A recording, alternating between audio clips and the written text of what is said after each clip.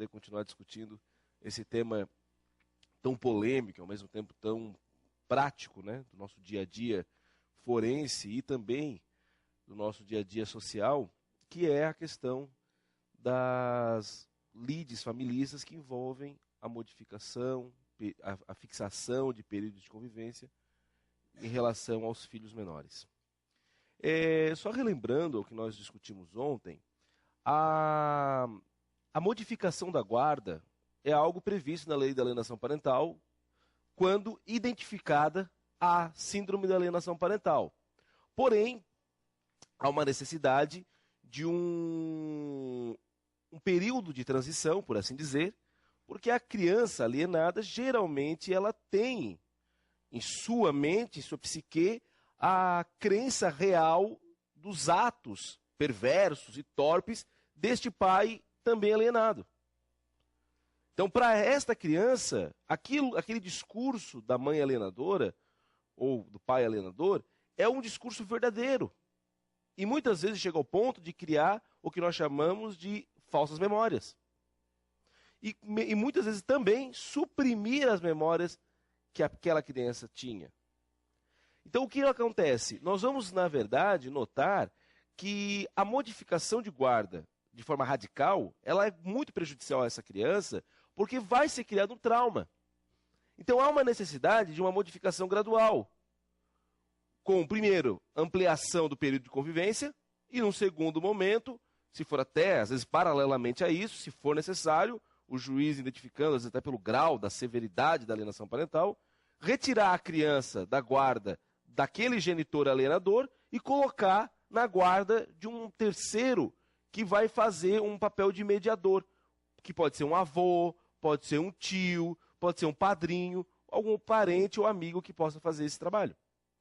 Certo? Então, na verdade, o que nós vamos discutir hoje vão ser esses tópicos que antecedem a modificação da guarda. Algumas alternativas a serem discutidas. E a primeira é a questão da visita. A lei da guarda compartilhada, ela já trouxe uma nova nomenclatura. Nova nomenclatura confirmada pela lei da alienação parental, que não é mais a palavra visita, e sim período de convivência.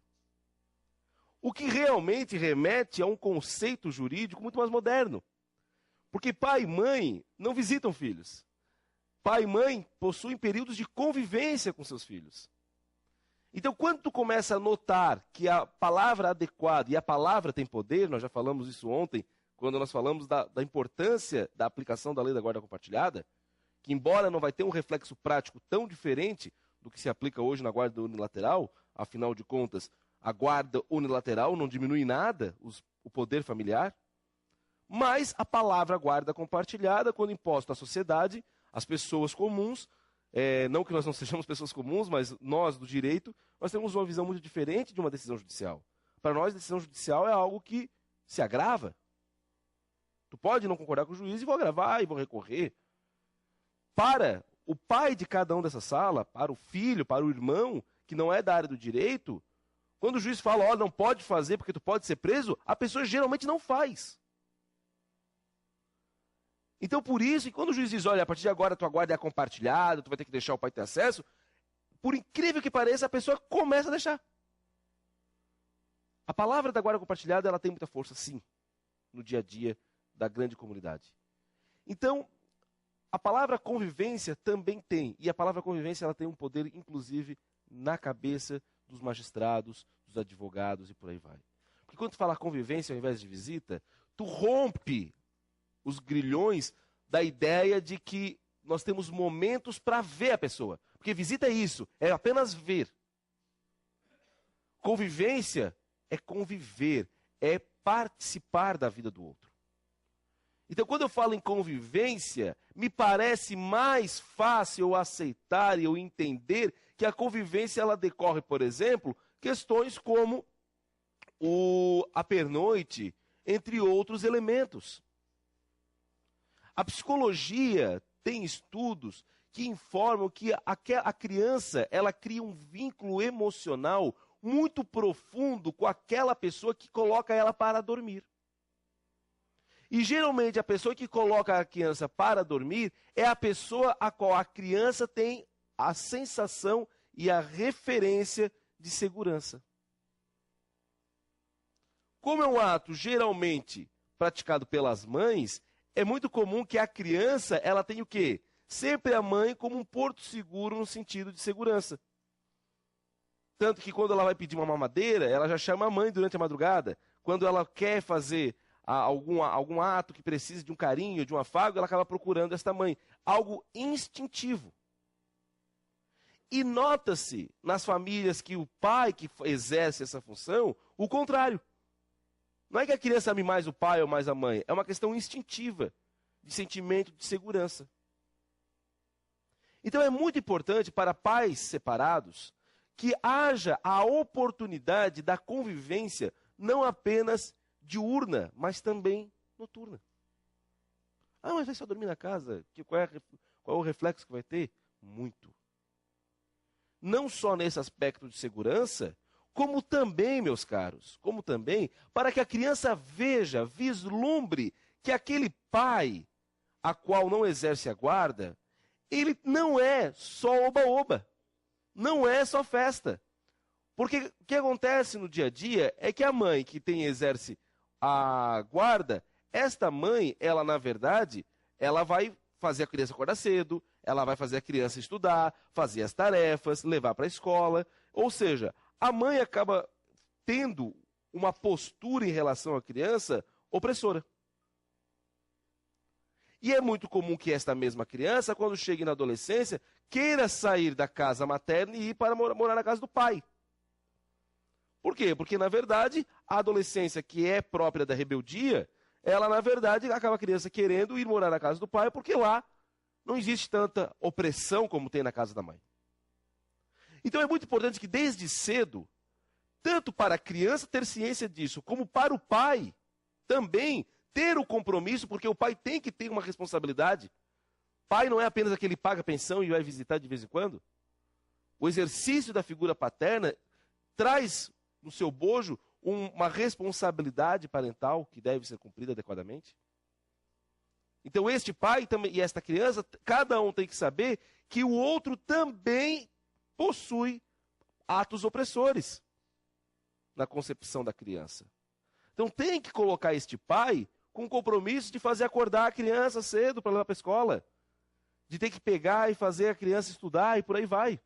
Participar desse dia a dia da criança e não apenas ser aquela referência de finais de semana no parque e nos restaurantes. Então, além da padronização dos finais de semana quinzenais, há uma necessidade de ampliação desses períodos de convivência para durante a semana. E, de preferência, com pernoites.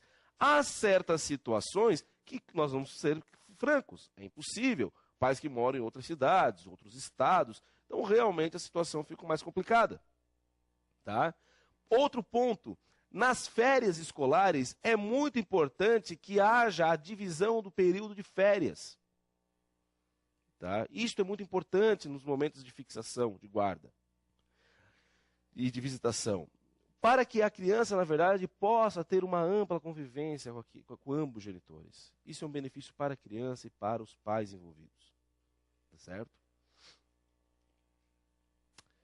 Por isso, que a lei da guarda compartilhada, e aí neste agora na esteira, vem a lei da alienação parental, e reforça exatamente esta necessidade e esse dever de ampliação do período de convivência.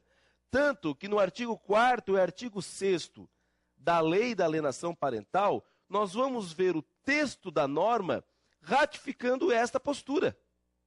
No artigo 4, leia-se: assegurar-se-á à criança ou adolescente e ao genitor garantia mínima de visitação assistida, ressalvados os casos que há iminente risco ao prejuízo da integridade física ou psicológica da criança ou adolescente, atestado por profissional ou eventualmente designado pelo juiz para acompanhamento das visitas.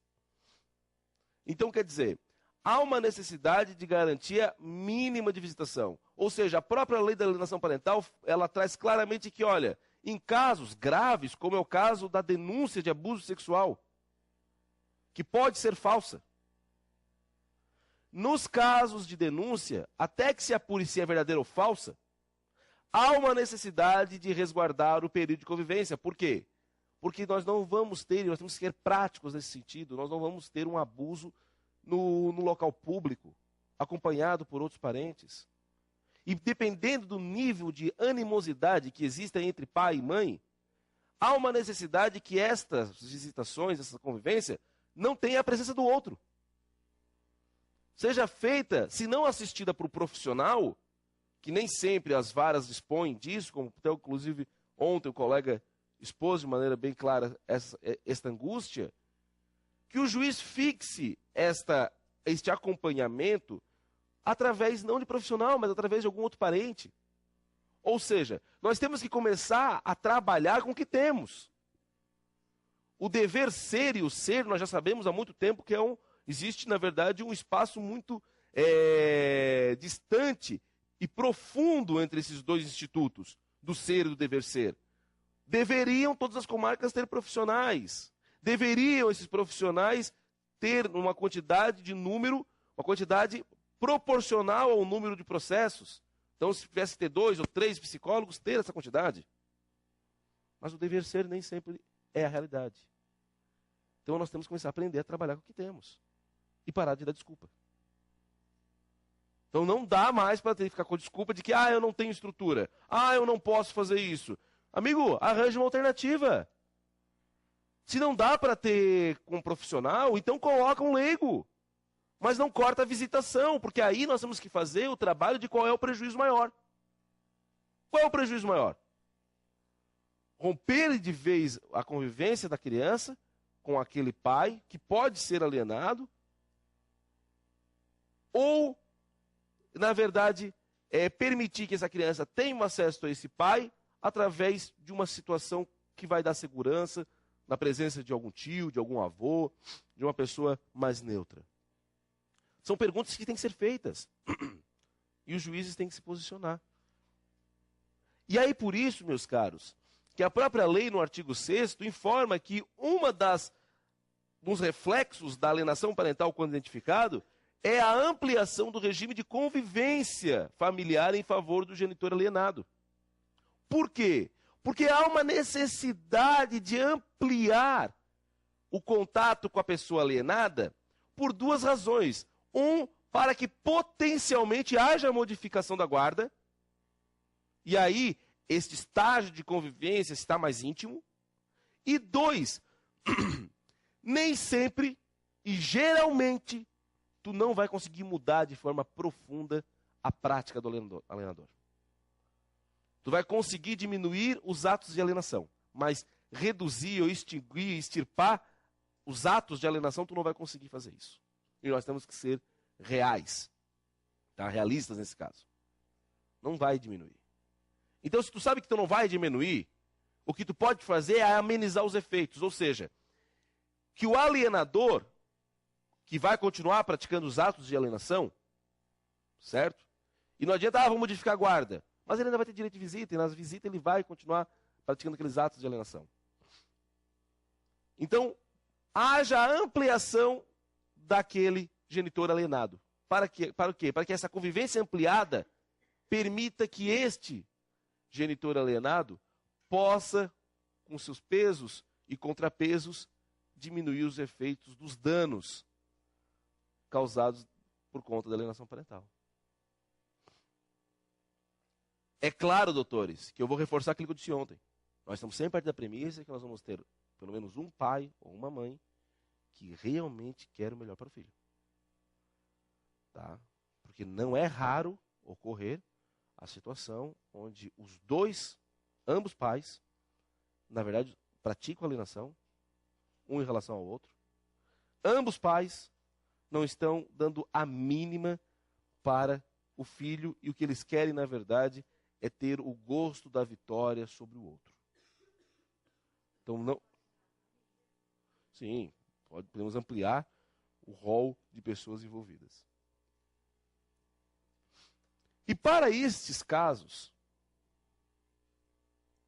e se não dizer para todos os casos da alienação parental, há a necessidade da discussão sobre o tratamento compulsório. Trata-se de uma ação de obrigação de fazer, uma ação ordinária. Não é uma ação de modificação de guarda, não é uma ação de regulamentação de visita. É uma ação ordinária genérica. Ação onde tu vai qualificar as partes envolvidas, tu vai colocar a narrativa fática. Na parte do direito, tu vai utilizar esses dispositivos que eu estou elencando aqui, que já vou ler para vocês, além de outros.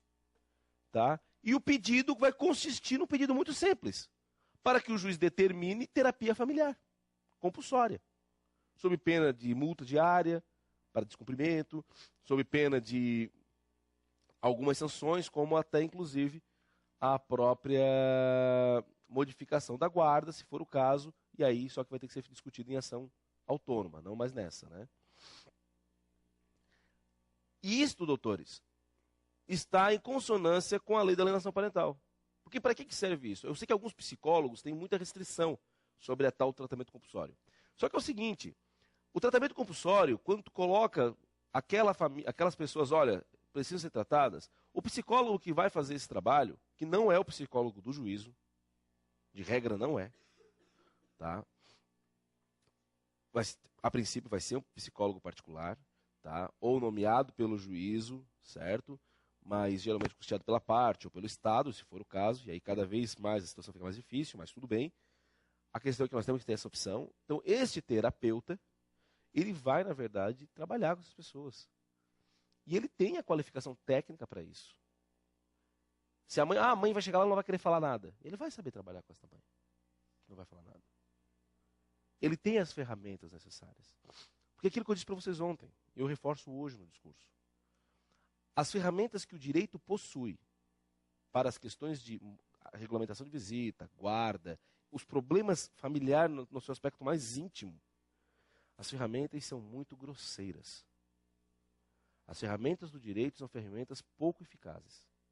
Vou dar um exemplo para vocês. Se um cliente chega para vocês e diz o seguinte, doutor, a mãe não quer deixar o pai ver o teu cliente, chega para o doutor, a minha ex-mulher não quer deixar eu ver meu filho. Qual é a resposta que nós, profissionais do direito, temos? Vamos entrar com uma busca e apreensão. Só que a questão é muito mais íntima. Às vezes a criança não quer ir. A criança não quer ir. Como eu falei para vocês, ou por alienação parental. A alienação parental, muitas vezes, a própria criança internaliza isso. E já aconteceu no meu escritório da questão que não teve alienação parental nenhuma. Não teve alienação parental. A questão é que esse pai ficou ausente por 15 anos. E agora, com 15 anos, ele resolveu, por motivos pessoais, porque talvez, sabe, acordou para o mundo, ou porque viu o amigo dele brincando com o filho e achou aquilo legal, porque teve peso na consciência, porque mudou de religião, porque, sei lá, os astros modificaram e confluíram para que ele agora tivesse esta noção de paternidade responsável. A questão é que agora, aos 15 anos, ele quer cumprir uma sentença que foi dada para ele há 10 anos atrás. Ou que agora que ele entrou pela primeira vez. E vamos ser sinceros, o juiz não vai negar. O juiz vai fixar período de convivência. Só que esse pai é um estranho. Essa criança provavelmente nutre profundas mágoas desse pai. Eu tenho um caso concreto na família da minha esposa, onde a criança, desde o iniciozinho da separação, ficou na guarda do pai.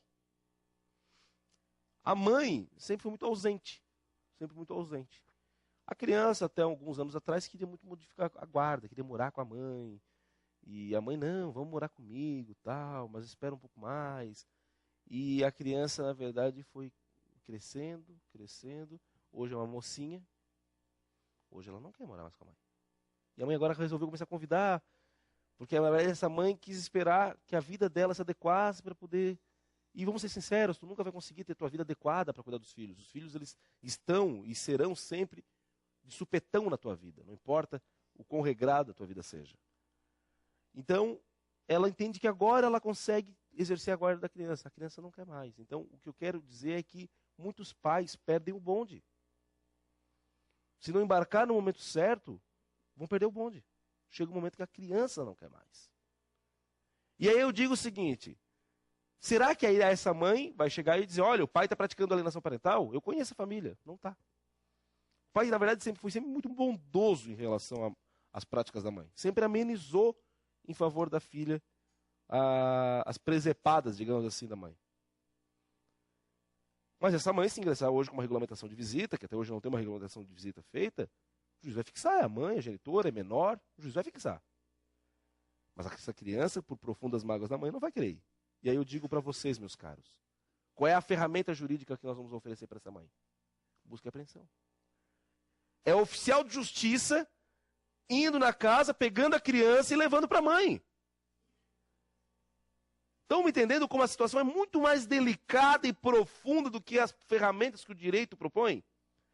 Por isso que quando há, principalmente quando há a alienação parental, que a situação, o prejuízo, o dano e o problema, ele cresce de forma exponencial, há uma necessidade de outra ferramenta, que não a ferramenta do cotidiano, e uma ferramenta que, como tudo na vida, para ser mais efetivo, geralmente é mais demorado. E é por isso que eu cito esta forma alternativa de resolução do conflito, que é muito próximo da mediação, que é uma parte muito alternativa e muito interessante, mas que na verdade a gente sabe que é muito pouco aplicada, é a questão do tratamento compulsório. Então, o artigo 6º da Lei da Alienação Parental, ele informa que, caracterizados os atos típicos de alienação parental, ou qualquer conduta que dificulte a convivência da criança ou adolescente com o genitor, em ação autônoma ou incidental, o juiz poderá, cumulativamente ou não, sem prejuízo da decorrente responsabilidade civil ou criminal, e da ampla utilização de instrumentos processuais aptos para inibir ou atenuar seus efeitos, segundo a gravidade do caso. Ou seja, a legislação traz que o juiz ele tem um poder geral de tutela para praticar atos necessários para inibir ou atenuar os atos decorrentes da alienação parental. Texto este muito próximo, lá do artigo 461 do CPC, no seu parágrafo 5º, que diz a mesma coisa, que o juiz, para a efetivação da tutela específica, aquilo que ele precisa realizar, ele pode praticar atos necessários para tanto. Então nós temos o texto legal que permite, porque muitas vezes nós vamos encontrar ou a nossa postura, ou a do juiz que irá julgar o caso, uma postura legalista. Ah, eu não tenho nada na lei que diz que eu posso fazer isso. Temos sim. A lei, no artigo 461, já dizia, a lei da alienação parental agora reforça. E aonde está o direito material nesses casos? O artigo 6º da própria lei da alienação parental, ele coloca como uma das alternativas para diminuição ou atenuação da alienação parental, no seu inciso 4º, determinar acompanhamento psicológico ou biopsicossocial. O juiz pode determinar acompanhamento. E esse acompanhamento, a lei deixa aberto. Para quem? Para todos os envolvidos. Para quem esteja praticando alienação parental. E o próprio artigo 70, já lá da lei do ECA, já dizia que é dever de todos prevenir a ocorrência de ameaça ou violação dos direitos da criança e do adolescente. E é direito do adolescente trazido no ECA a convivência familiar. Então, nós temos sim textos de lei que permitem que, unidos, possa o juiz determinar atos como terapia familiar, acompanhamento psicológico da família, dos envolvidos, para quê? Para que possa se resolver, porque na verdade, doutores, relacionamento humano é difícil. E muitas vezes tu precisa de um profissional, de um terceiro que diga, cara, tá fazendo errado, não é bem por aí. Sabe? Puxa a orelha daquele pai, puxa a orelha daquela mãe, para que aquela pessoa caia a ficha, entenda o que está fazendo, o nível de comprometimento que ela tem, os danos que está causando no filho. Muitas vezes há essa necessidade. E a pergunta é, existem instrumentais para isso? Existe sim. Basta um pouquinho de esforço nosso, advogados, para expor o fundamento jurídico necessário para fulcrar este pedido e boa vontade do magistrado em entender e assim aplicar. Haverá questões incidentais complicadas? É claro. Uma família pobre, que vai depender do Estado, dificilmente eu consigo vislumbrar a aplicação disso. Dificilmente eu vou vislumbrar isso aí. Talvez até vai ter o tratamento psicológico, mas talvez em grupo, talvez uma vez ou outra, uma vez por ano, daqui a um ano. Entenderam? Então realmente eu vislumbro muito pouco, mas nós temos que, aí como eu falei para vocês ontem, aí infelizmente isso sai do nosso campo de atuação jurídica e passa para os problemas de políticas públicas, políticas sociais, que nosso Estado está tão carente disto. Outro ponto que exige e demanda, de certa maneira, uma outra discussão é sobre o abuso afetivo. Vocês já devem ter ouvido falar do dito abandono afetivo. O abandono afetivo é aquela figura jurídica extremamente polêmica no judiciário, que é a responsabilização por danos morais daquele pai, daquela mãe, que abandonou afetivamente o filho ao longo dos anos. Então, o filho ingressa agora com uma ação de danos morais, pedindo uma compensação pelo dano moral por conta da falta do afeto. E essa discussão ela é extremamente delicada, por quê? Porque existem correntes doutrinárias e mesmo jurisprudenciais que seccionam o tema de maneira muito profunda. Uns entendem que é responsabilidade sim. A lei exige que a pessoa preste afeto, preste assistência afetiva ao filho. Consequentemente, se ela não o faz, o ato é ilícito, a culpa fica evidente, o dano mais ainda. Então, configurados os elementos da responsabilidade civil, gera dano moral e ponto. Outros vão além. Outros dizem o seguinte, espera, a lei diz que tem que dar assistência, tal, mas a questão do afeto, do amor, é uma questão muito íntima e muito subjetiva. Então não há como obrigar ou mesmo como mensurar se houve ou não este amor, porque existe uma série de elementos que, na verdade, podem ser incidentais, como, por exemplo, uma alienação parental ou um ato onde esse pai e essa mãe não conseguiam, na verdade, ter um acerto adequado, então ocorreu a ruptura da convivência deste filho. Ou um pai que mora longe, então não tinha como fazer a visitação, entende que não gera dano moral. Outros entendem o seguinte, olha, como dizer qual é a forma correta de afeto? Tem pessoa que nunca teve e não sabe como passar. A nossa tendência é reproduzir o relacionamento que nossos pais tinham conosco. Então, se a forma que eu expressei para o meu filho não foi a forma que meu filho esperava de ter aquele afeto, aquele relacionamento, então parece que quando eu for processado, eu vou ter direito de ação regressiva contra o meu pai, ele contra o avô, e assim vai até Gengis Khan. Então são muitas discussões que transformam este tema extremamente delicado e polêmico. Porém, na alienação parental, a figura é diferente. Porque na alienação parental, tu tens uma figura maliciosa, tu tens uma figura torpe praticando um ato por ação ou por omissão que vai ensejar o dano. Então, na alienação parental, a situação é diferente. Porque na alienação parental, tu não vai entrar em subjetivismos. Tu vai entrar realmente em condutas, em atos concretos, que uma vez identificados, me parece gerar dano moral. E aí, o nome seria o abuso afetivo. Ou abuso moral.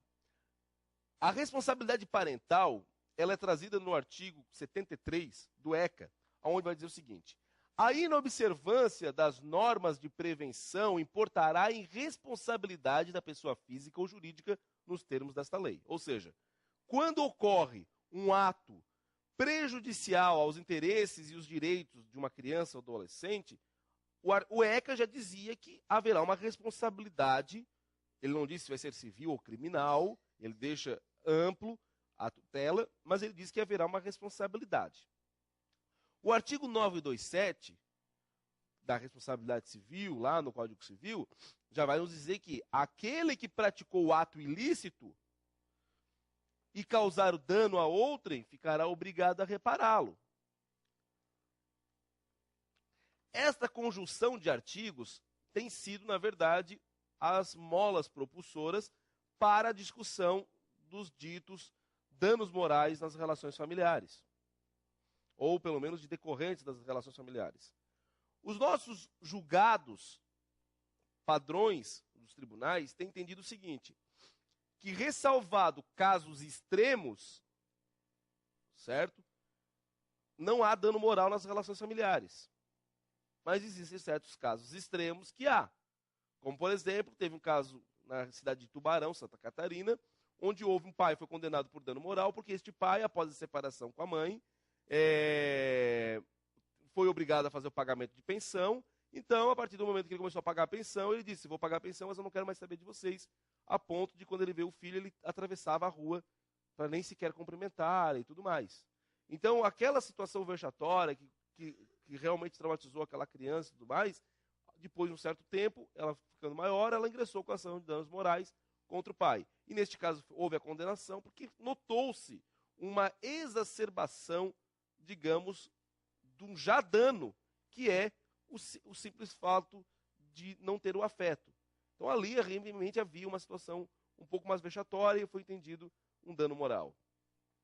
A mesma questão foi reconhecida em algumas decisões nos tribunais pátrios, inclusive aqui em São Paulo, que teve uma decisão onde o marido, que embora a traição não seja simples, mas além da simples traição, digamos assim, começou a pegar a amante e levar no ambiente de trabalho da esposa e tal, colocando a ex-esposa numa situação extremamente vexatória. Então foi condenado por danos morais, como em Goiás, a amante foi condenada por danos morais, não por ter sido amante, mas por ficar constantemente ligando para a ex-mulher do atual companheiro, escarnecendo a situação, falando, olha, sua cor, tal. E aí ela foi processada por danos morais por conta dessa conduta. Ou seja, as práticas familiares, elas são eminentemente sofridas.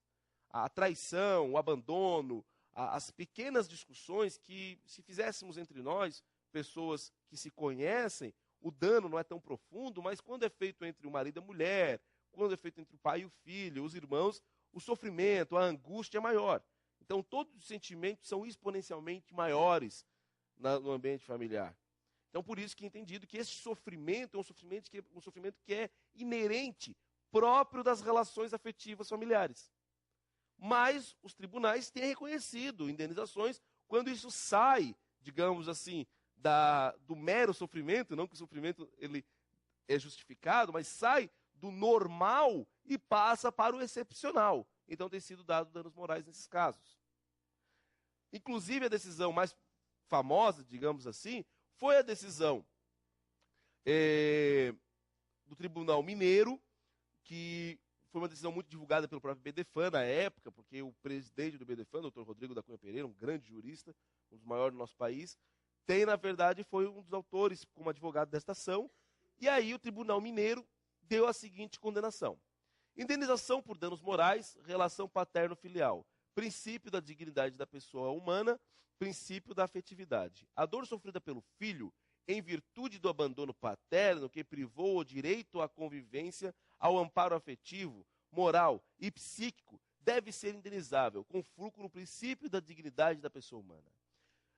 A responsabilidade pelo filho não se pauta tão somente no dever de alimentar, mas se insere no dever de possibilitar o desenvolvimento humano do filho, baseado no princípio da dignidade da pessoa humana.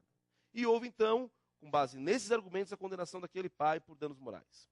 Essa decisão, ela teve uma repercussão muito grande nacional, porque ela foi, após isso, levada ao STJ. E o STJ, nessa mesma decisão, julgou responsabilidade civil, abandono moral, reparação, danos morais, impossibilidade. Não cabe ao judiciário condenar alguém ao pagamento de indenização por desamor. Então o STJ, e desde essa decisão, que foi a primeira do STJ, e logo em seguida outras decisões do STJ teve que se manifestar, ele informa, olha, não dá para ficar indenizando o fato da pessoa não amar. O judiciário não consegue fazer isso. Não dá para se analisar se amou de menos, por que não amou, certo? Então não dá para indenizar pelo desamor. Porém, o que eu trago para vocês hoje não é uma releitura daquilo que, de certa forma, está bem assentado nos tribunais. O que eu estou trazendo para vocês é algo que adveio da nova lei da alienação parental, que trouxe uma nova discussão aplicada aos casos da alienação parental. E aí o artigo 3º da própria lei da alienação parental fala: a prática do ato de alienação parental fere direito fundamental da criança ou do adolescente de convivência familiar saudável.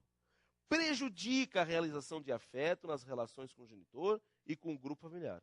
Constitui abuso moral contra a criança ou adolescente o descumprimento dos deveres inerentes à autoridade parental ou decorrente da tutela ou guarda. Então, a lei da alienação parental transformou a responsabilidade em uma responsabilidade objetiva, e ela diz o seguinte, ó, reconhecida a alienação parental, constitui abuso moral. Ou seja, uma vez que for reconhecida, gera dano moral. E o artigo 6º complementa. Poderá, lá na metade já do artigo, o juiz poderá, cumulativamente ou não, sem prejuízo decorrente da responsabilidade civil ou penal. Ou seja, tudo que a lei da alienação parental fala são atos que são indistintos da responsabilidade civil ou penal.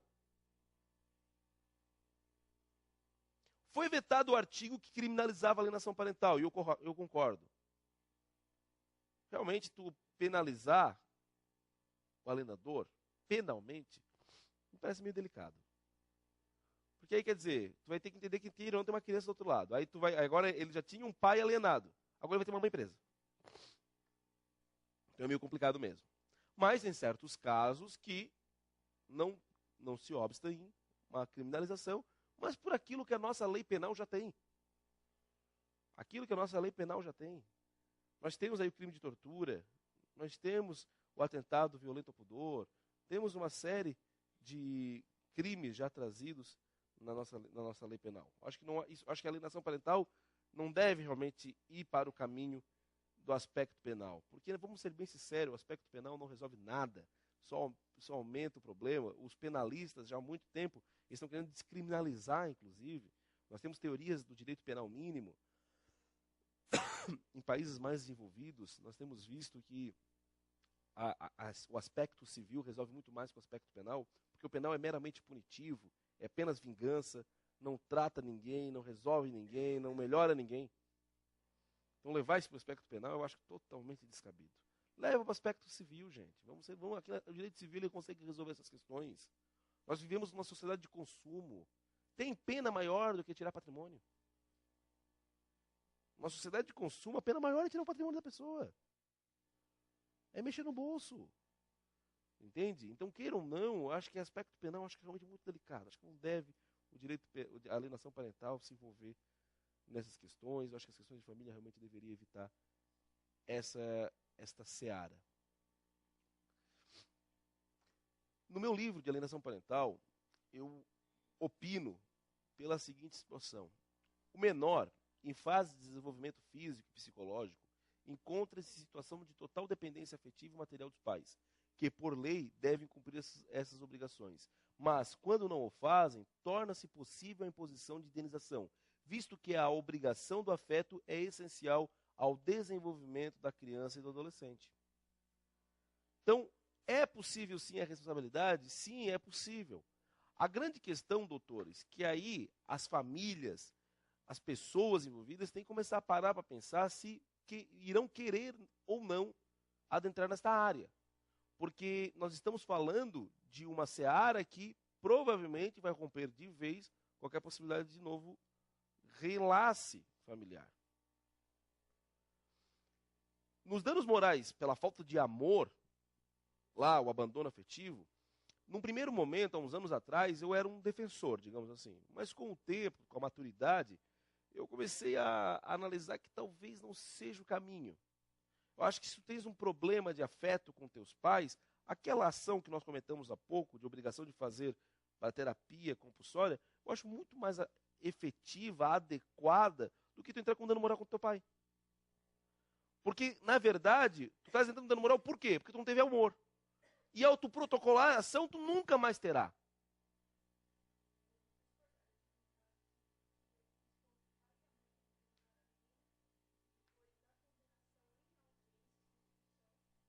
Que a família se refez. O pai voltou a participar, a mãe também, para atrás dos netos. Não. Ela nunca executou a condenação e não foi. Mas a questão é que é o seguinte, é um risco muito grande. E vamos ser francos. Este reenlace, na verdade, ocorreu porque houve o contato, a comunicação dessas pessoas através de um mediador. Então, me parece que quando tu busca uma ação já com esse objetivo, não vai ter erro. Agora, se tu busca uma ação indenizatória e isto vem acontecer, na verdade é uma exceção. Porque a regra é tu ir até o final. Ou seja, tu efetivar aquilo que tu propôs na inicial. Ou seja, tu realmente vai querer a indenização, vai querer a condenação. Então eu acho muito arriscado. Porque queira ou não, de certa forma, tu vai estar declarando a total ruptura. Então é delicado. Defendo concordo com quem entende, porque existe fundamento jurídico para isso. Eu estou analisando por um outro olhar. Eu tenho um pouco de medo. Eu acho que, na verdade, vai colocar um pá de cal no possível reenlace daquela família. Mas se ocorrer, como a doutora falou, é um grande benefício durante a ação.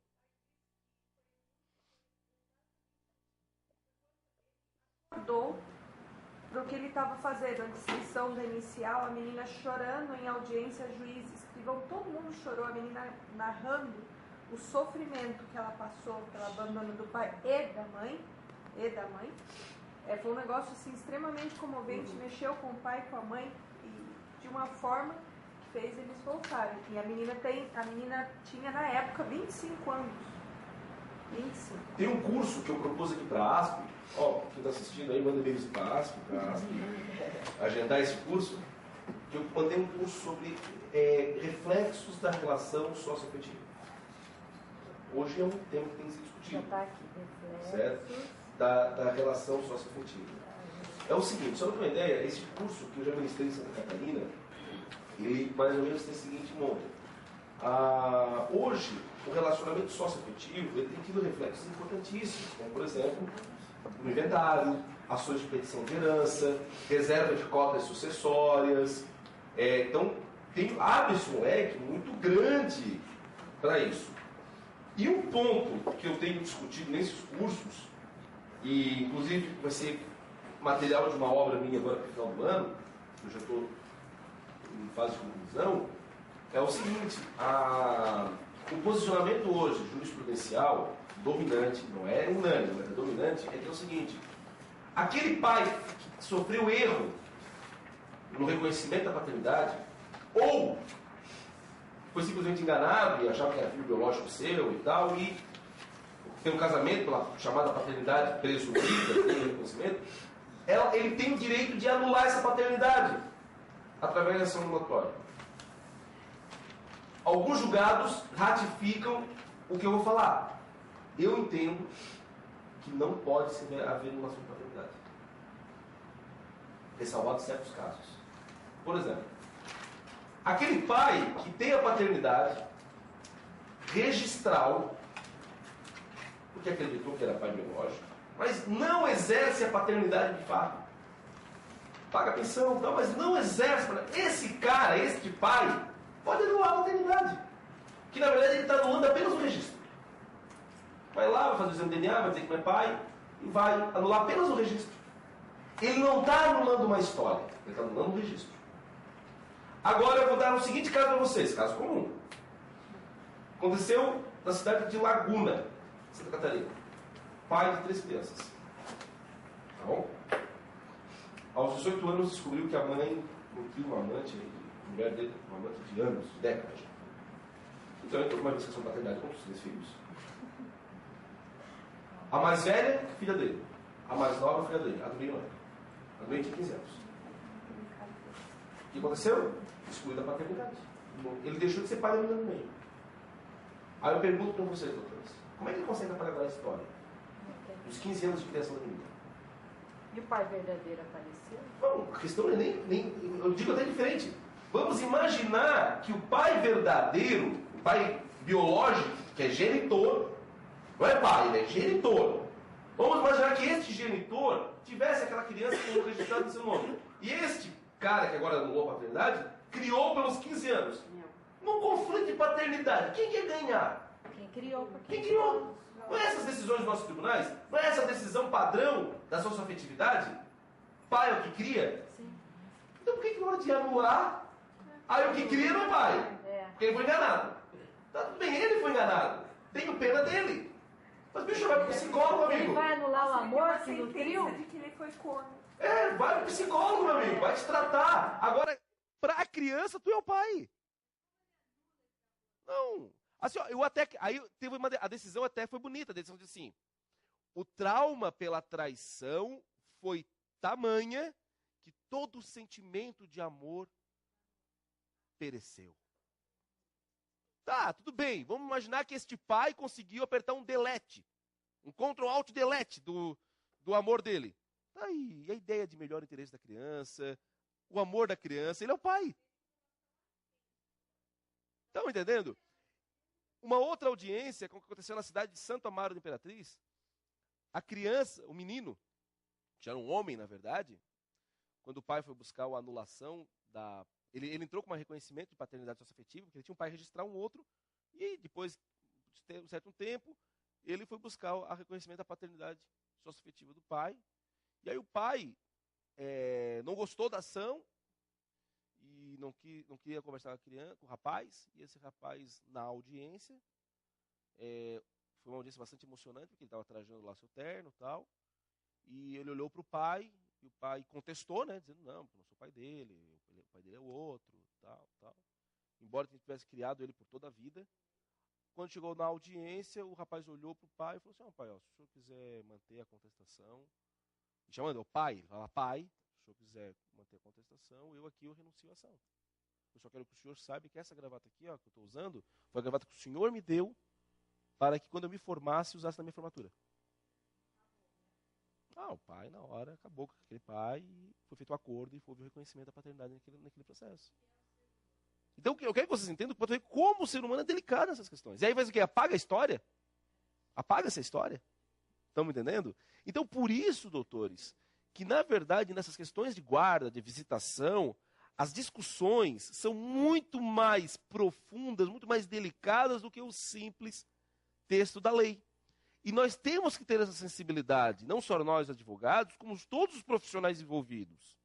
Porque acima de tudo, meus caros, acima de tudo, na seara familiar, nessas questões que envolvem essas questões eminentemente de afetos, porque em ação de alimentos é mais fácil, né? Ação de alimentos é uma questão financeira. Mas ações de guarda, de visitação, a situação é muito mais delicada, é muito mais profunda.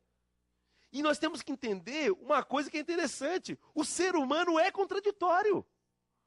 O ser humano é feinho por dentro mesmo. Então, muitas vezes, a gente se calça de certos atos e fatos ocorridos no processo ou na vida das pessoas e usa aquilo ali como fosse um meio de prova, da mesma maneira que a gente usa nos contratos ou nas ações tributárias, previdenciárias, que tu tem uma prova, eu tenho aqui um documento, eu tenho um papel. Vai ter sim um documento dizendo lá, eu não sou mais teu pai, eu não gosto mais de ti. E aquilo ali não vai trazer a realidade. E achar que aquilo ali é o ônus de prova, não é, cara. Aquilo ali é o reflexo de um momento, um retrato do que aconteceu no calor de uma briga. Eu conheço um casal saudável, felizes, tem um filho maravilhoso. E começaram a discutir porque este meu amigo não queria ter outro filho. Falou, não quero ter outro filho. E aí a mulher começou não, mas vamos ter outro filho, porque na verdade para ele ter um irmãozinho, bababá, começou a discutir isso, e aí ele falou assim, olha, eu nem queria ter o primeiro, porque ele já tinha um filho no outro casamento. Eu nem queria ter o primeiro, mas tudo bem. Aí a gente se casou, aí eu tive. Eu já sou pai de 2, eu não quero ser pai de 3. Essa mãe, que é amiga da nossa família também, ela ficou tão indignada na hora, que ela pegou a filha, que não tinha nada a ver com a história, chamou e falou, tu sabia que o teu pai não queria ter tu como filha? Uma família extremamente saudável, mas eu quero que vocês entendam que o ser humano, ele faz umas coisas dessa. Depois eles pediram desculpa, aí a menina não entendeu nada. Só para você ter uma ideia, a menina, ela criou foi um baque tão grande para aquela menina, que no outro dia ela estava com otite, com dor no ouvido e tal. Sabe? Aí depois, realmente ela colocou no corpo uma coisa que era na cabeça dela, somatizou. Ela não queria ouvir aquilo de novo. Uma família saudável, gente. Agora tu imagina essa situação das famílias que se separam por situações abruptas, como traições, como uma série de elementos. O que se faz com as crianças, o que se faz entre as pessoas? O ser humano, ele não é um robô. E a gente não pode pensar que o ser humano, ou tratar o ser humano e as pessoas do processo como robôs. Ah, tu não deveria ter feito isso. Claro que não deveria, mas fez. Entendeu? Fez. E tu vai ter que começar a partir da realidade que foi feito. Certo? E aí começa a se falar em novas chances, começa a se falar em perdão, começa a se falar em oportunidades. Porque o passado é passado. Queira ou não, é importante, mas já aconteceu. Então nós temos que ter esta visão.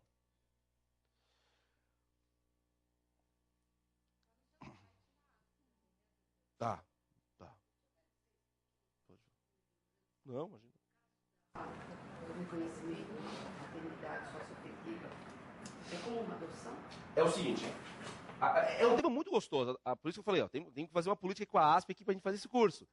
A paternidade socioafetiva, ela é interessante porque é o seguinte, as decisões dos tribunais, elas têm reconhecido as ações até pós-mortem. Até depois da morte. Morreu o pai, morreu a mãe, tu entra com a ação para reconhecer. Ela, de certa forma, é uma adoção. Mas ela é uma ação declaratória, onde o juiz, na verdade, vai dizer o seguinte, olha, não houve a adoção pelo procedimento legal, mas eu vou reconhecer que houve um relacionamento socioafetivo.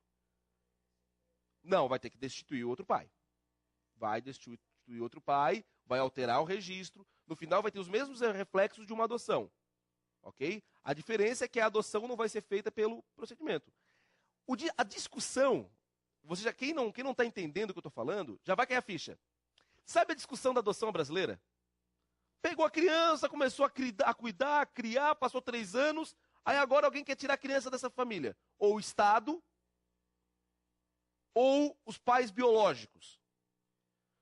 Na matéria de defesa, não tem dito, as pessoas não se defendem dizendo, não, já houve um relacionamento socioafetivo, a criança já tem essa família como uma nova família, então por mais que não tenha feito o procedimento de lei, mantém a criança ali. Isto é relacionamento socioafetivo. É o fundamento que a nossa jurisprudência, ao longo do tempo, e agora a nossa própria legislação traz, que na verdade reconhece o relacionamento socioafetivo, social e afetivo, ou seja, o relacionamento realidade, superior ao relacionamento registral. Ou seja, na verdade não importa quem é que está no papel. Quem foi o pai? Quem foi a mãe? Pergunta para a criança, quem é teu pai? Quem é tua mãe? Pergunta para os vizinhos, quem é o pai dessa criança? Quem é na escola? Ou seja, tu verifica nas relações afetivas e sociais quem é o pai e quem é a mãe daquela criança. E aí tu vai pegar esta situação fática e tu joga no campo jurídico registral. E aí tu altera a certidão de nascimento, tu altera tudo. E aí tem reflexos. Que reflexos? Aí surge alimentos, surge direito sucessório, surge um monte de coisa. Tá? Surge um monte de coisa. Com o advento da lei da alienação parental, a fixação dos danos morais decorrentes do abuso moral ou abuso afetivo, advindos da prática alienatória, se tornará certamente consenso na doutrina e nos tribunais, permitindo tanto ao menor como ao genitor alienado o direito de tal pleito, pois não se trata de indenizar o desamor. Esse é o ponto. O abuso moral não é para indenizar o desamor. Nós não estamos pedindo para pagar porque a pessoa não amou. Não. Nós estamos condenando para buscar a compensação por uma prática ilícita, praticada por quem? Por aquele genitor que alienou. Tanto que quem é o réu na ação? O genitor que alienou. E quem é o autor da ação? Pode ser a própria criança, que perdeu por anos o contato com o pai, que é como eu falei para vocês, eu acho muito delicado quando a criança, quando o filho processa o pai ou a mãe, é muito delicado, porque meio que rompe de vez o relacionamento.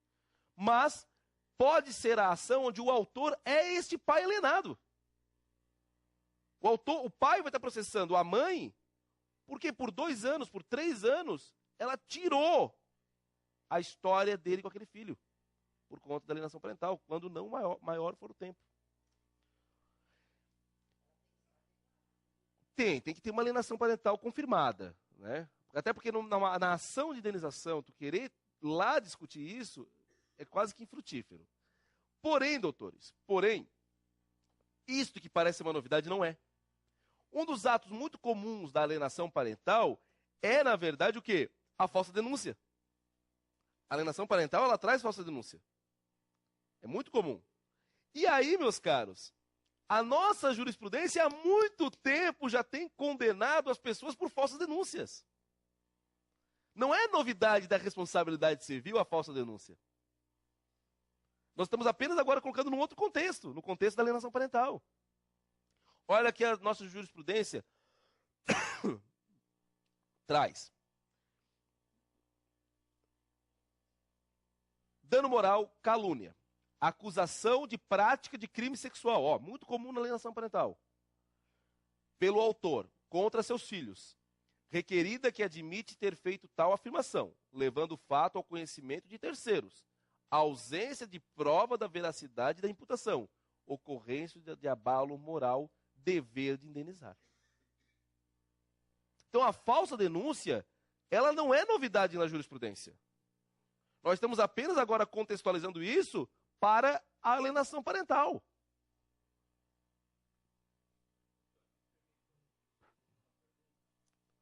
Deixar de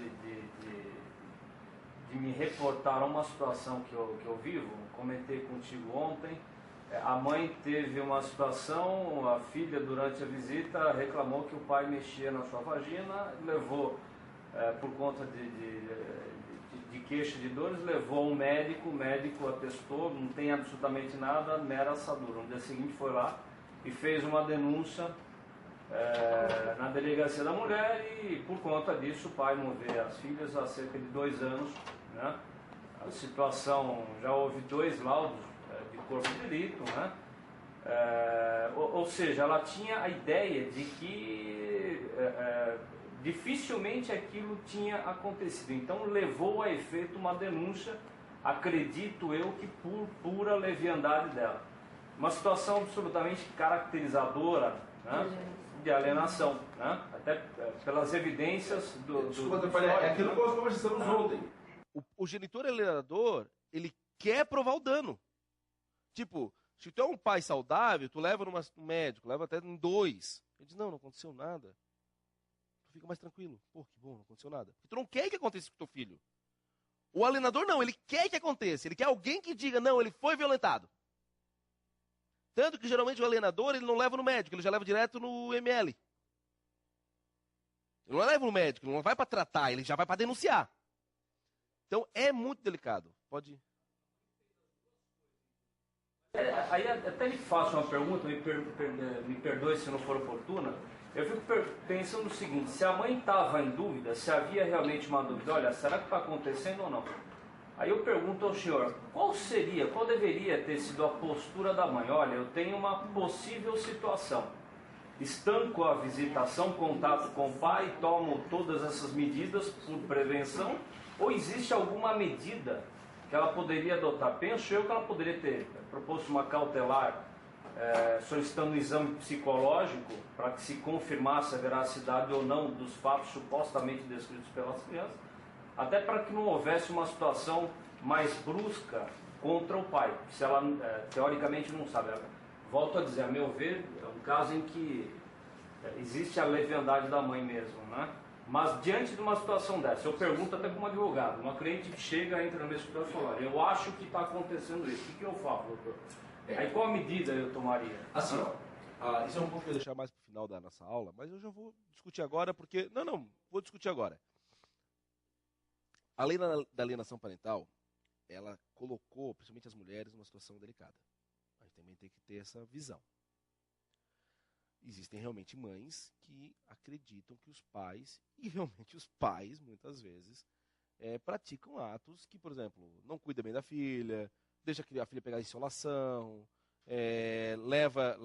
pode acontecer um caso desse, onde ela realmente está com uma suspeita. São coisas que realmente acontecem. E hoje, com a lei da alienação parental, juiz e promotor meio que está armado para isso. Então, quando o advogado entra com uma causa justa, dizendo, não, realmente acredita que houve esse caso, é meio que tratado já como alienação parental. Tem que tomar cuidado. Tem que tomar cuidado, todos os envolvidos. Porque as falsas denúncias têm que ser tratadas como falsas denúncias, mas tem denúncias que são verdadeiras. Certo? Então, assim, eu tive no meu escritório um caso, não de abuso, mas um caso onde a menina tinha uma doença, como fosse uma espécie, imagina assim, a menina como se tivesse AIDS, mas não por vírus, por uma imunodeficiência dela mesma. Ela tem a imunidade dela lá embaixo. Então eu tenho que ter um maior cuidado com ela. Tal. E o pai, na verdade, quando chegava nos dias de visitação, ele deixava pegar sereno. Era complicado, a menina voltava doente. E quando ela ficava doente, não era um doente assim com o nariz ranhento. Era de cair no hospital, levar soro. Então, realmente, era muito sofrido para a menina as doenças. Então, tinha que tomar cuidado mesmo. Então, por exemplo, a minha cliente aí, o que ela queria? Ela queria cortar o acesso do pai. Eu falei, olha, não dá. Não dá para cortar o acesso do pai. Então, nós entramos com a ação, com que intuito? O problema qual era? O problema era as pernoites, era isso aí. Então, entramos com a ação e pedimos para o juiz cortar as pernoites. E aí, já sugerimos para o juiz aumentar o período de visitação durante o dia. Aí o que acontece? A minha cliente não gostou disso. Não, mas vai aumentar, vai ficar com mais dias? Sim. Problema não. O problema é a criança ou é porque vocês estão fazendo aritmética? Porque eu vou ser bem sincero, a pergunta que eu estou te fazendo aqui é o que o juiz vai fazer lá. Tá, então é uma questão aritmética, quem fica mais, quem fica menos? Ou é realmente a discussão aqui é o dano? Porque senão tu vai perder a ação, aí o juiz vai achar que é alienação parental. E que geralmente tem um pouco de alienação junto. Então, na verdade... quando o teu escritório é procurado com uma pessoa que tem uma possível falsa denúncia ou uma denúncia verdadeira, tu tem que primeiro tentar fazer um filtro, verificar, tem certeza disso, tal, porque tu pode bater na alienação parental e aí, mas a pessoa realmente não, às vezes a pessoa tem dúvida, eu não sei.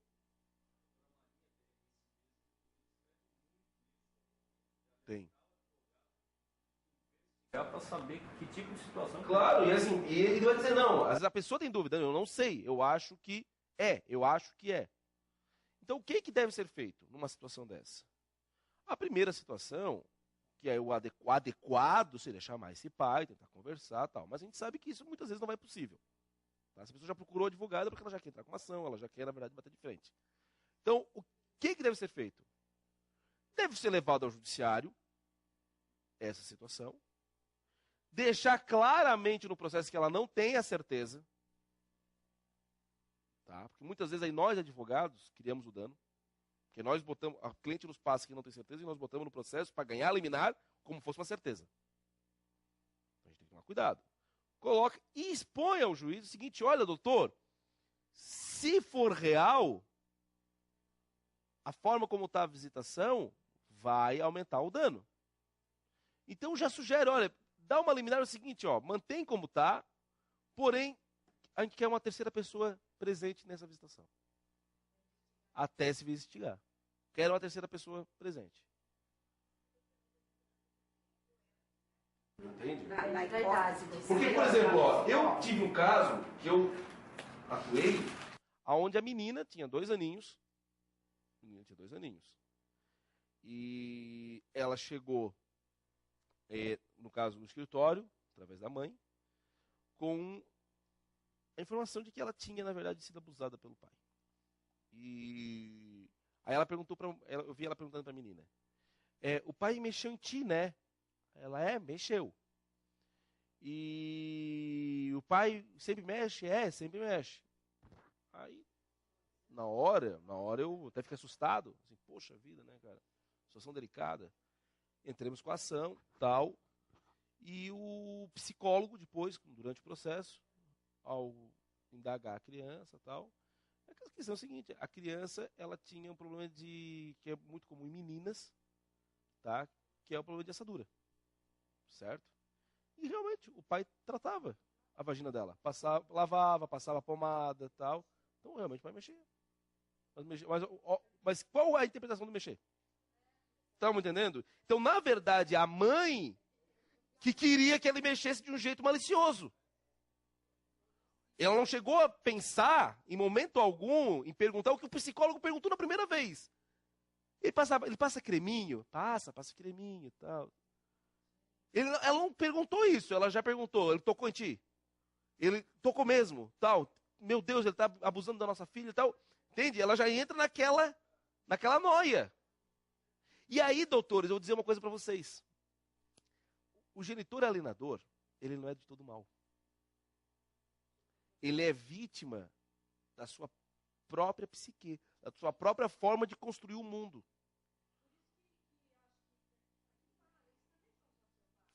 Sim, há uma... Porque assim, o genitor alienador, ele realmente acredita naquilo, gente. É assim, ó, pode acontecer casos? Pode, mas até hoje, em todos os casos que eu tive de alienação parental, eu não vi nenhuma mãe ou um pai com uma postura fria, no sentido de, não, eu vou fazer isso para poder, sabe? Não é. A pessoa está ali sofrendo na audiência. Não, mas ele está fazendo isso, ele é um péssimo pai. A pessoa está sofrendo, tu vê que ela está sofrendo. O genitor alienador, ele é vítima da sua própria percepção de um mundo. E a alienação acaba se tornando presente. Por isso que a alienação parental, ela exige, de certa forma, o tratamento, a terapia do alienador. Porque é a forma como ele encara o mundo. Em função disso, não seria mais adequada a pergunta de ordem processual você propor uma cautelar comunicando para o juiz expondo os fatos, falar, eu não sei, por favor, passe por um psicólogo para pelo menos no primeiro contato um princípio de prova nesse sentido ou naquele. Porque daí você, se a gente como advogado, por exemplo, pode estar preservando a própria criança, até mesmo uma possível mãe ou pai alienador que seja. Aí eu pergunto, não seria mais adequado uma cautelar, não para suspender a visita ou expondo ao juiz, deixando a critério dele a suspensão ou não da visita. É que na verdade, mas o pedido de um contato, não um trabalho efetivo, mas um princípio de busca do que efetivamente... É que na verdade é o seguinte, tu vai fazer uma investigação probatória, olha só, com o advento da tutela antecipada, as cautelares perderam muita força. E em 2002, houve uma alteração no Código de Processo Civil que criou o parágrafo 7º do artigo 273 das tutelas antecipadas, onde permite que no próprio bojo da ação tu possa fazer pedidos de natureza cautelares. Então, onde eu quero chegar?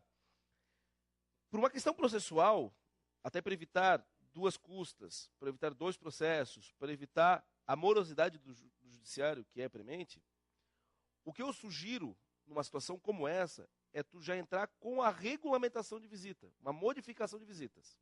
Não modificação de guarda ou coisa do gênero. Entra com uma modificação de visita, um reajuste da visita, da forma de visitação. E aí tu pede, como tutela antecipada, já que o teu temor é saber se houve ou não a modificação liminarmente, mas a produção antecipada de provas de forma liminar. Ou seja, tu pede para que o juiz antecipe uma prova que vai acontecer um pouco mais à frente. Antecipe agora. Determine já a realização da perícia. Para que no segundo momento, porque é o seguinte, porque se o caso da perícia der positiva, olha só, se a perícia der positiva, o processo já vai começar agora a continuar com outro caminho.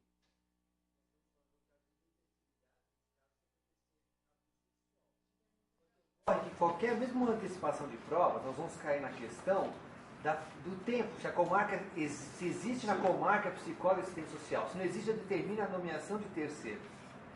O problema é que é o seguinte, o que o colega está falando, o colega é o seguinte, ele está dizendo que a mãe não tem muita certeza do que está acontecendo.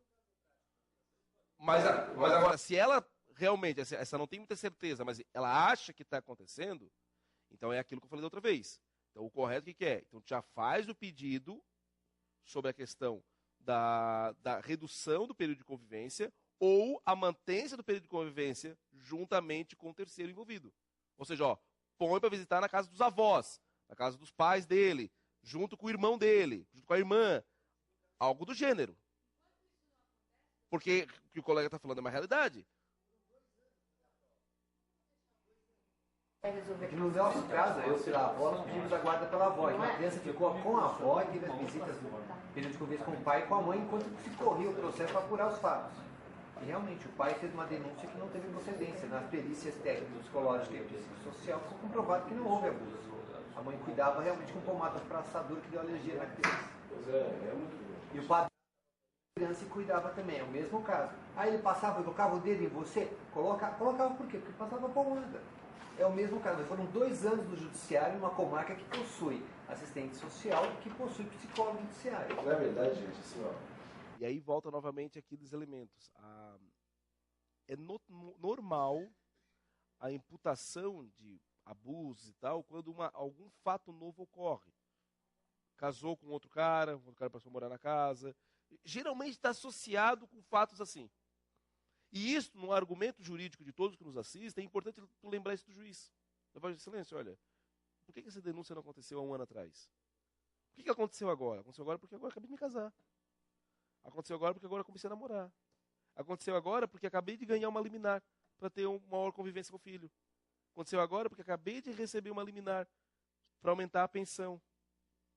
Então, geralmente, ela está vinculada com esses elementos. Então, quer dizer, pode acontecer o dano? Pode. A gente tem que tomar cuidado.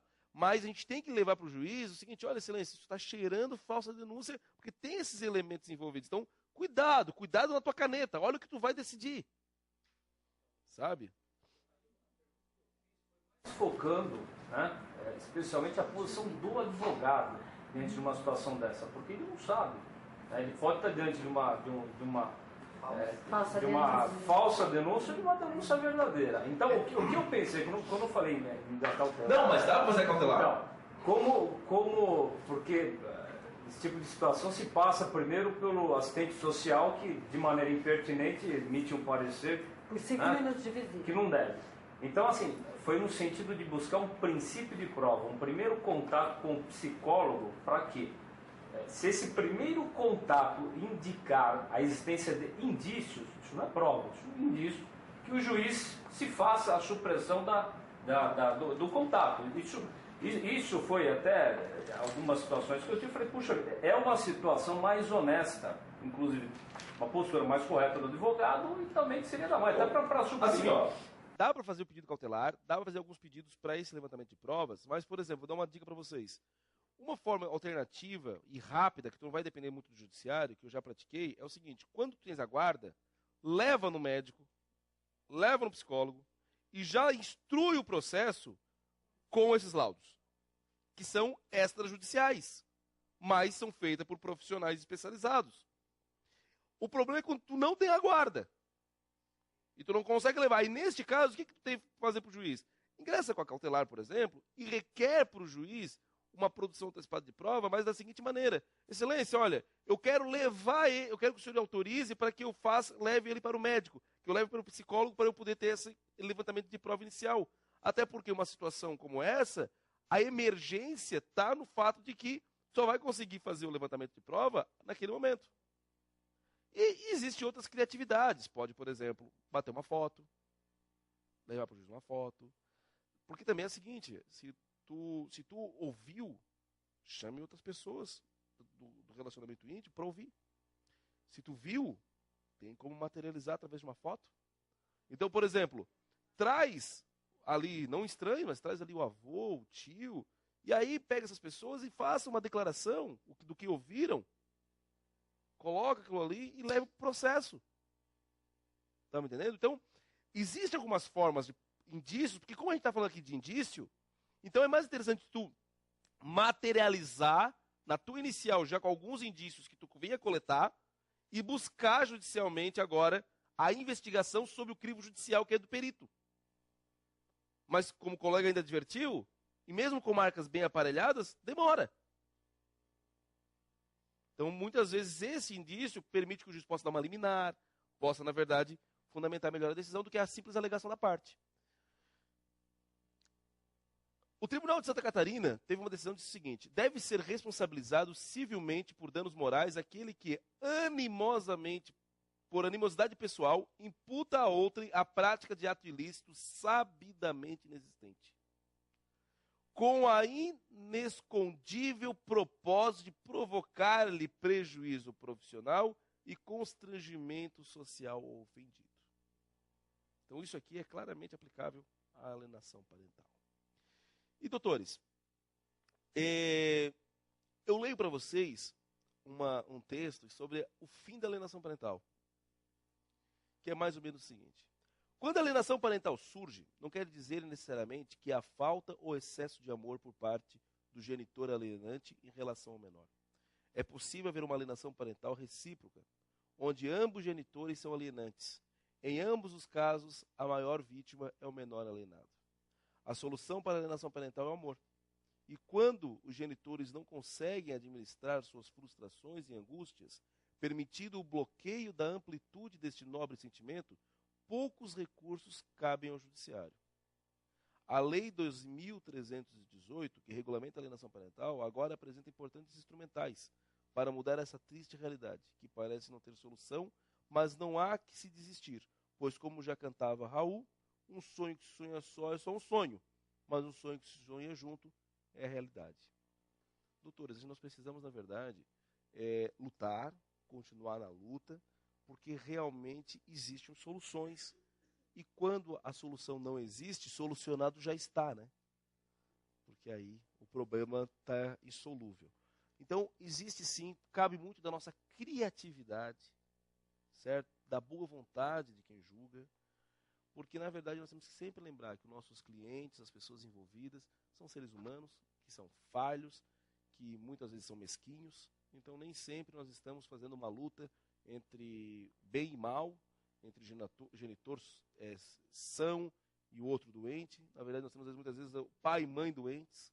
Então, há uma necessidade, muitas vezes, de uma intervenção de terceiros. E por isso que cabe muito a nós essa delicadeza.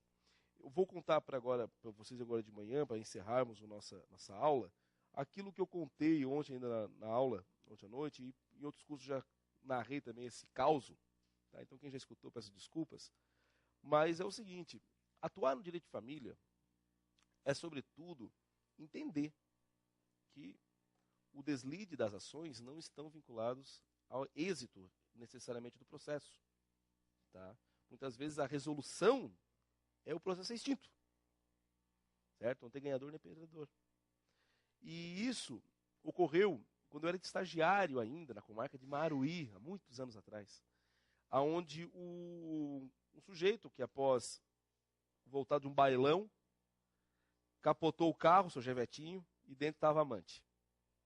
E aí, obviamente, a esposa soube, certamente foi alguma vizinha mexeriqueira, a esposa soube, se separaram, e na audiência de conciliação, que foi uma audiência que foi um barraco, e aí naquele momento eu descobri uma coisa que depois eu vim a apenas confirmar na minha atuação profissional, que barraco e direito de família estão intimamente ligados.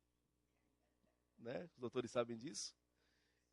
E aí, meus caros, o sujeito na audiência, a polícia tinha entrado 2 vezes, porque eles quase se avançaram e tal.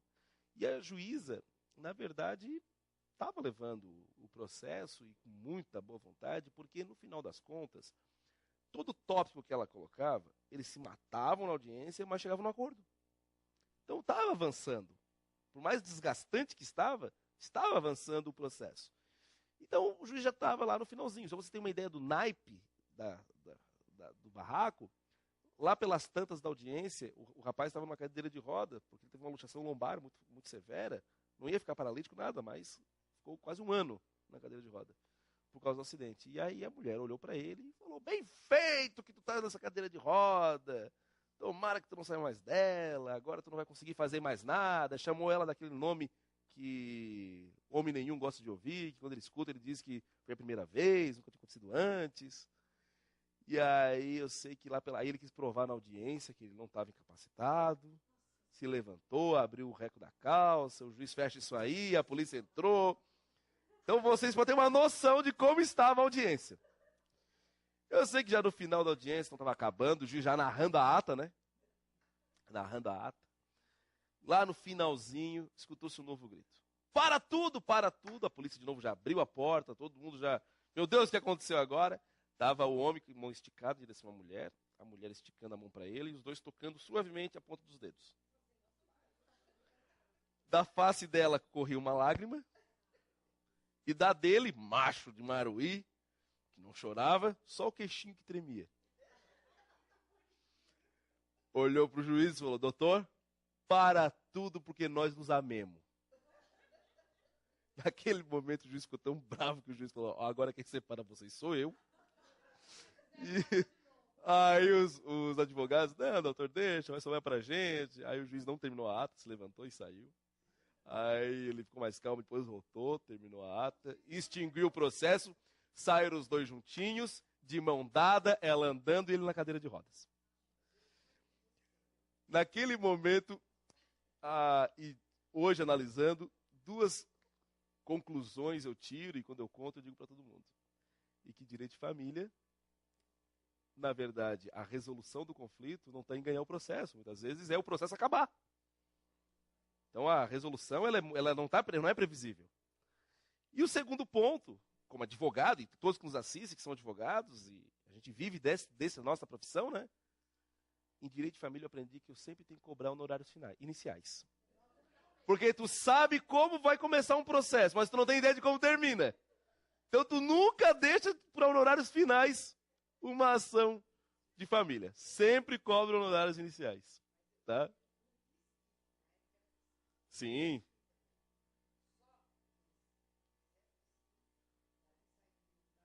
No motel.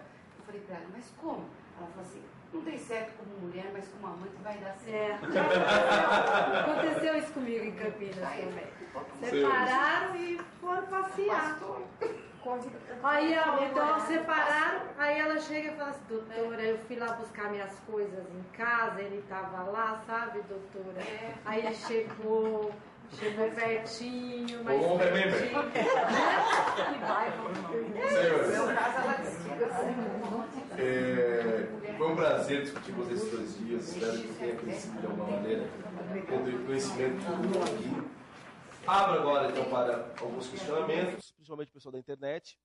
E damos, então, por encerrado esse nosso curso sobre modificação de guarda. Muito obrigado a todos e um bom dia. Deixar bem claro, assim, na minha humilde cabeça pensante. Tudo isso da alienação parental, a lei mesmo já diz que se estende à família. Isso. Então, ela pode, por exemplo, tudo que está aqui, ao invés de usar como pai, como mãe, as vítimas dessa alienação podem ser os avós, os tios, todo mundo que está sendo privado da convivência, que era o normal, por alguma razão. Por exemplo, vou dar um exemplo para vocês. Nada impede, não há óbvio algum, que os avós maternos ingressem com ação contra o pai e a mãe. Isso. Pela alienação parental. Pela alienação parental. Vocês não têm um relacionamento com o filho, e o filho agora está querendo cortar o relacionamento com o neto. Exatamente. Eu não gosto muito bem, não gosto de sei lá, eu quero... Mas na verdade, doutor, a gente fala assim, por que é quinzenal? Por quê? Não, porque um fim de semana é com a mãe e outro com o pai, porque durante a semana ninguém vê filho direito, a gente só põe pra dormir. Aí os avós entram com um pedido de visitas, vai prejudicar quem? Não, assim, na verdade a gente tem que se ajustar. Sim. Algumas questões. Se os pais são separados, eu tive um caso onde os pais eram separados. E as avós moram na mesma cidade. Assim, O pai mora lá. Vai te sentar no final de semana com teu filho. Vai lá, vai pegar no final de semana com teu filho, ou então vai ter o direito de durante a semana, quem sabe lá visitar na escola, ou pegar a escola e devolver um pouco depois. Porque na verdade nós temos que olhar o caso concreto. Porque a gente não pode esquecer, gente, o seguinte, que por mais que há um direito dos pais, há um direito dos avós, há um direito dos padrinhos a ter o contato com a criança não é bola de ping-pong. A criança tem também suas atividades, tem seus compromissos, tem também as suas peculiaridades, isso tem que ser respeitado e visto. O que nós temos muitas vezes vendo nos processos judiciais é que a gente acaba só olhando os interesses dos pais e a gente não está nem aí para a criança. A gente não quer saber se a criança, como é que está a situação, como é que está a cabecinha dessa criança, tendo que 2 dias na casa de um dia na casa do outro, aí 3 dias na casa do avô. Então, sabe? mas às vezes as coisas já aconteciam naturalmente. Então é só voltar ao status quo. Às vezes já era normal, por alguma alienação do pai e da mãe, não vai ver mais Precisa analisar o nada. caso concreto, precisa analisar o caso concreto, mas, como eu falei, tem que ver, por exemplo, como no caso de um pai e mãe separados, então, ó, qual é o final de semana do teu filho? É o final de semana, entende? Ele vai querer um terceiro final de semana, Às vezes o e pai e a mãe não vê. Então, o guardião tudo tem o isso. direito de conviver. Mas assim, ó, um ponto eu digo para vocês, Coisa cara. que não vem. Regulamentação de visitas, discussão de guarda, tudo mais, é uma situação que se discute até 10 anos, 12 anos. A partir desta idade, meu amigo, Só tem 10, 11 anos? 12 anos. 12 anos, 13 anos, Porque ele 15 pode anos, escolher, né? pode ter certeza, não, Ele pode vai ser ter- ouvido, mas ele- pode ter certeza que decisão judicial no mundo consegue resolver problemas que as pessoas durante todo esse tempo não resolveram. É. E a criança tem que mais ter mais. Exatamente. Eles têm 8 anos, 9 anos, vai pra casa do teu pai, vai pra casa da tua mãe e tal, você pode até não querer, mas aí vai, brinca. Começa seu Entende? aniversário. Quando dá 12 anos, aí tem as festinhas do amigo. É. Já eles não gostam mais muito dos pais. Eu não gosto muito da gente. Claro. Eu brinco com minha esposa, eu falo, olha, vou aproveitar agora, porque daqui a uns anos ele não quer mais saber da gente. Entende? E aí quando tem um pai com a família separada e tal, isso é igual. É igual, não pior. Então, na verdade, o que eu aconselho meus clientes, eu digo para todo mundo é o seguinte: tentem corrigir as coisas agora no início, tenta resolver agora no início, porque depois de querer fazer quando a criança tiver 15 anos, vai Já. perder o bonde. Vai perder o bonde, cria os laços afetivos agora. Porque depois só vai voltar lá perto dos 20. Psicologicamente falando, emocionalmente falando, essa alienação parental, por exemplo, eu não peguei ainda, eu preciso ler. Qual é o tempo, vamos por 1 mês, 2 meses, 3 meses, 4 meses de alienação parental já é grave? Tem isso, leve, grave, a gente não sabe. Tem esse negócio de tempo e tal. Não sei e digo mais. Gosto de não querer continuar não sabendo. Por quê? Porque é importante que nós, advogados, juízes e todos os operadores, Temos até o fim. tenhamos uma noção da nossa competência laborativa. Essas questões de análise e tal, tem que ficar ao encargo dos profissionais. Por quê? Porque é muito perigoso quando o juiz começa a virar psicólogo. Sim. Por exemplo, esse tempo atrás estava um promotor lá dizendo, não tem problema nenhum a criança ficar com o pai, tem que ficar mesmo com o pai, porque é importante para a criança. Eu falei, doutor, eu sei que é importante, mas o psicólogo está dizendo que esse pai não teve período de convivência. Não estou discutindo se a minha cliente é ou não alienadora. A questão é que nós vamos ter que fazer um sistema integral, gradativo de convivência com esse pai. Então, é muito perigoso quando nós, do direito, começamos a ser psicólogos e começamos a não tem problema nenhum, com alguns modelos já fechados na nossa cabeça. Muito perigoso. Mas, É muito por perigoso. exemplo, alienação parental, até resolver tudo, vai que demore 2, 3 anos. Aí é complicadíssimo. Né? Por isso que a gente tem que ser criativo e apressar logo da melhor maneira Eu acho que possível. tem que haver essa mediação, os advogados Sim, têm que sim, conversar. sim, sim. Não ficar só brigando no papel. Sim, sim.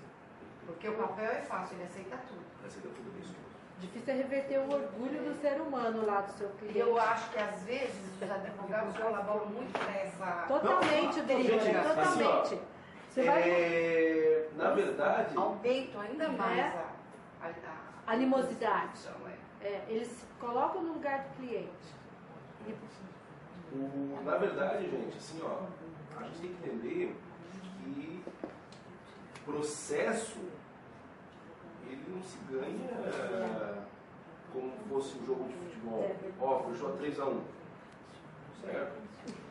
E no caso, por exemplo, do casal, eu até comentei com você, a mãe pegou as crianças, tirou da escola e levou para um outro estado, segundo a informação extraoficial da escola, porque realmente a escola diz que eles não dão informação nenhuma para o pai, para a mãe, para a avó, ou melhor, para o pai e para a avó, porque isso só judicialmente. Eu queria saber o seguinte, nesse espaço de tempo, localizando ela, com a graça de Deus, não consegui localizar, até que o processo fim, se ela está em outro estado, como é que fica a relação das crianças em relação à família? Porque a família toda do pai está em Florianópolis. Vai esperar 1, 2 anos, como é que Na fica verdade, a cabeça sim, ó. dessas crianças? Dá para pegar. Então, qual seria a medida? Bom, o que passou, na verdade, assim, doutores, ó, a colega está perguntando sobre a situação, a mãe foi lá, levou para outra cidade. Gente, assim, ó, condutas como essa, muitas vezes é ensejadora de modificação da guarda, porque ela pode fazer de novo. Sim. Comentário, até só para pedir uma coisa, a sugestão que alguns colegas fizeram, durante o curso a gente deixa as perguntas para o final. Quem assiste, não, já acabou, então já estão as perguntas agora que é o momento das perguntas. Mas um comprometimento meu, próximos cursos a gente vai deixar realmente as perguntas para o final. Então esse agora, como já encerramos, então agora a gente realmente vai fazer esse debate. A sugestão que o problema que o colega colocou, ele se reflete muito claramente naquele caso do Chan, né? Do menino que a do americano, e tal. Do padrasto botando. A opinião minha, Douglas, advogado, não é a opinião nem do IBDFAN, ele foi ter uma opinião diferente. A decisão que o nosso STF deu de mandar voltar para os Estados Unidos, eu vejo como a correta. Sabe por quê? Porque se nós começarmos a pensar, porque realmente a criança criou os laços aqui, se adaptou aqui e tal. Mas por quê? Ela demora no judiciário. Sim. E aí eu vou dizer a seguinte situação. Se for assim, então lembra aquela mulher que uma vez roubou umas crianças do berçário, acho que do Pedrinho, né? Em Goiânia. Roubou umas crianças do berçário, aí criou como se fosse mãe, com anos, toda a família. 16 anos. Então assim, ó, nessa situação, então nós vamos ter que começar a falar de prescrição desse tipo de crime. Por quê? Porque nós vamos dizer o seguinte, ó, se a pessoa fizer um ato ilícito e conseguir ficar uns 5, 6 anos sem que ninguém pegue a criança, então deixa agora, porque agora criou um relacionamento afetivo, então adquiriu o direito. Porque não, os campeões é assim não, os campeões tu vai lá, entra no terreno, passa um tempo. Se passar 10 anos e ninguém falar nada, se torna teu. Prescrição intercorrente. Por mais que tu diga, ó, eu invadi, se torna teu. Porque como tu invadiu e está morando no teu terreno, e se tu invadir e não morar, em 15 anos é teu. Mesmo confessando o ato ilícito. Sim. Eu acho que a família não estava fazendo isso. Porque a família não. A família está procurando. Sim. Por causa dos instrumentais, tudo não conseguiu. Então me parece que quando uma situação dessa acontece, que a mãe pegar e foge, é fugir. Porque É fugir. O que tem que ser feito é A. Busque a apreensão da criança, que é a medida que tem que ser feita. B. Pedir para que seja instalado o processo criminal. Tá? E C. Assim que pegar a criança, entrar com modificação de guarda. Tem que tomar muito cuidado. Na verdade, tem sempre 3 lados. Tem sempre 3 lados. Tem os 2 interessados e um terceiro. Às vezes a mãe nem pegou e foi embora. Teve um rompimento, ela arrumou um emprego e foi embora. Mas aí ela justifica. Mas aí ela justifica. E tem outra coisa que eu acho que a gente tem que tomar muito cuidado, é que cliente mente. Todo mundo mente. Cliente mente. Cliente mente. Não, mas chega pra você contar aquela historinha triste, não é porque é um caso, inclusive, de família, né? A gente sabe que chama mais cuidado. Mas a família do trabalho, ela justifica. É fácil justificar o trabalho. Senhores, pelo avanço do horário, realmente nós iremos terminar. Ó, doutor. Um bom dia a todos vocês.